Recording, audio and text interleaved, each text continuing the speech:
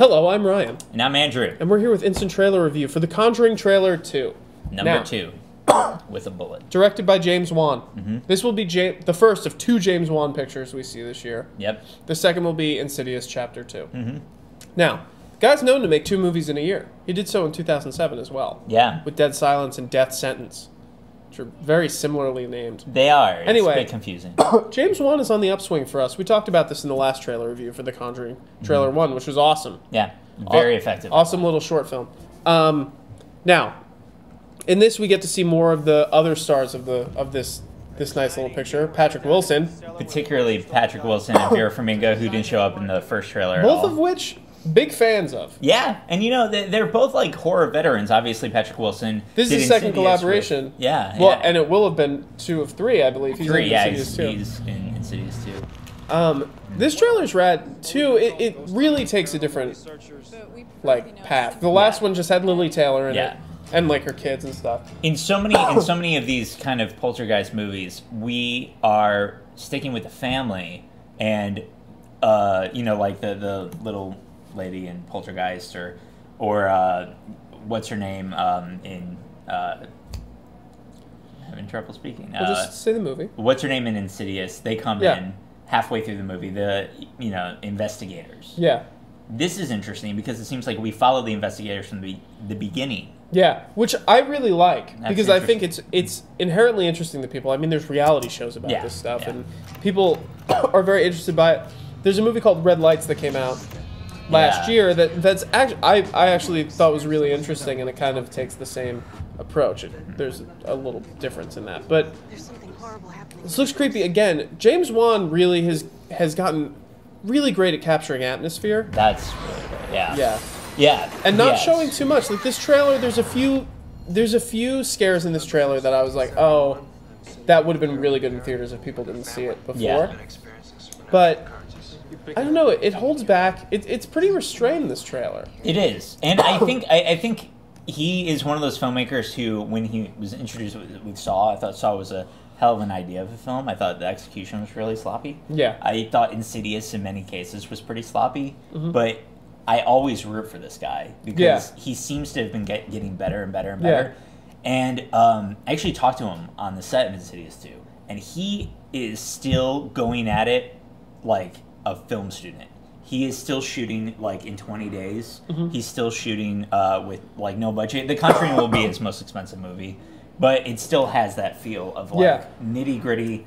I'm gonna get this done. I'm gonna. And I like that. Another filmmaker that feels like that to me a little bit is Eli Roth. Even though Eli Roth has recently kind of grown to this personality that he's not even a filmmaker anymore to me. Well, but I mean, like he will. He's directing. He's directing a movie right now, but he's like a personality. But every time he kind of directs a movie, I trust that it's better than your average horror movie. He's someone to take note of. Yeah, that's true. Which I when like. He does make a movie. Yeah, there's Ron Livingston. Yeah, and I'd say another thing that's interesting about this is that looking so much like Rory Cochrane. I know. I was actually thinking that. Yeah, the 70s, the periods there in the early 80s, late 70s. That's interesting because so many of the technological advances have kind of turned. They're becoming anti-cinematic in a weird way. Like you can't pick up a phone and not know who's on the other end now. You can't know when they hang up the phone with a dial tone. You can't like slam a phone down anymore with cell phones. Well, it's interesting. All these great filmic qualities of it's interesting today. Because we're talking about how he creates this kind of environment for himself where he shoots in 20 days and things like that. There's this parallel where these filmmakers now are stripping themselves of budget, like high budgets and high special effects costs, and they're basing the movies in a time where it strips down things like cell phones and stuff like that. Yeah. Which is really interesting. It's kind of going back to the basis of what horror was then. Exactly. There was just more. It was more a lack of means that created imagination. Exactly. And I'm glad that's still. We said that over like the biggest CGI shot. Exactly. That's funny. But I am really glad that there is still a market for this kind of horror, and it's a very successful market. There's also something about horror films that either take place or were shot in the late 70s, early 80s. Yeah. That there's just a texture to them that's different. Like, and a lot of it has to do with the color palette and things like that. But Ty West is really good at evoking it. He did a movie called House of the Devil that evokes it really well. 16 millimeter, yeah. And I think that this kind of has it too. It has that kind of washed out, old filmy look.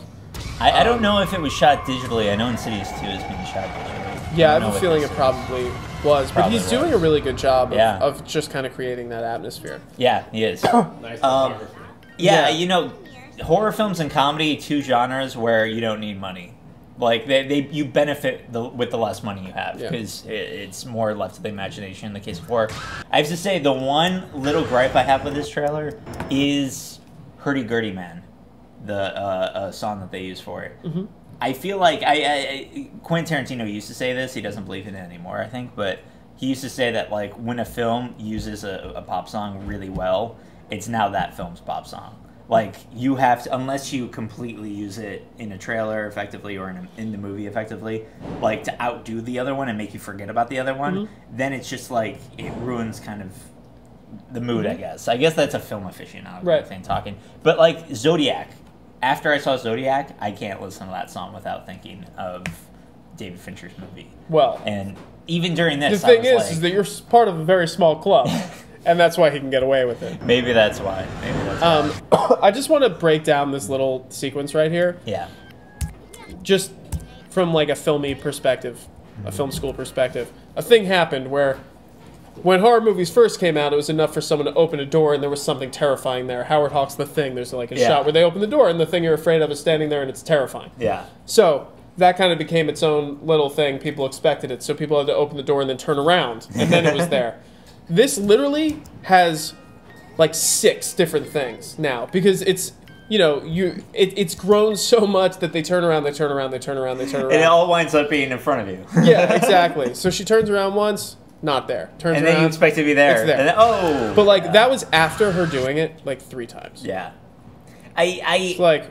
Between the first trailer and this though, that I do. And she's looking for a reflection. It's just there's so many things removed. There are. I am curious if they gave away some of the big scares, I'm assuming. Well, maybe in the movie, she only does it twice. Wouldn't that be great?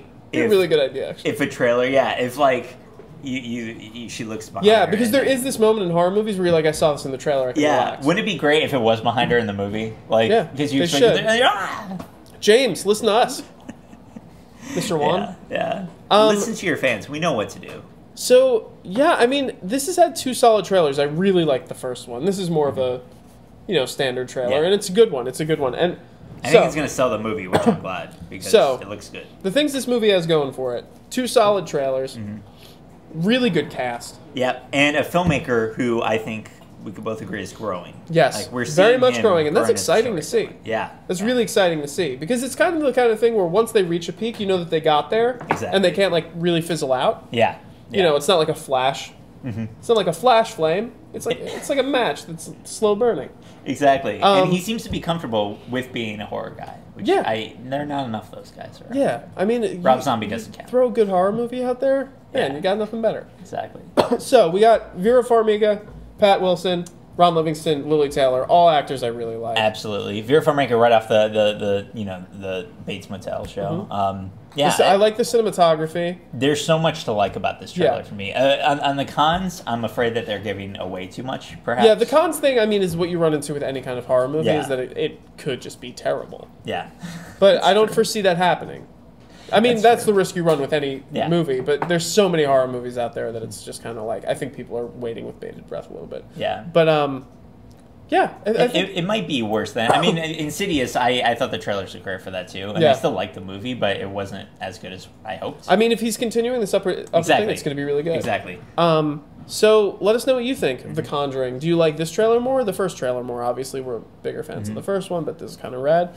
Comment below. We'll be commenting back. Do you specifically mind when trailers reuse songs that were popular in other films? Yeah. Is that all right? Do you agree with Quentin Tarantino? Do you agree with what he's saying? Yeah. Do you agree with Quentin Tarantino that Dirty Dancing should not use "Be My Baby" because it was used in the opening titles of Mean Streets? Yeah, I'm sure everyone in the theaters in 1985 were like, "Wait a second, this is from Mean Streets," or Scorsese's theatrical feature. Tarantino said that on the soundtrack. He had an interview on the soundtrack of Pulp Fiction.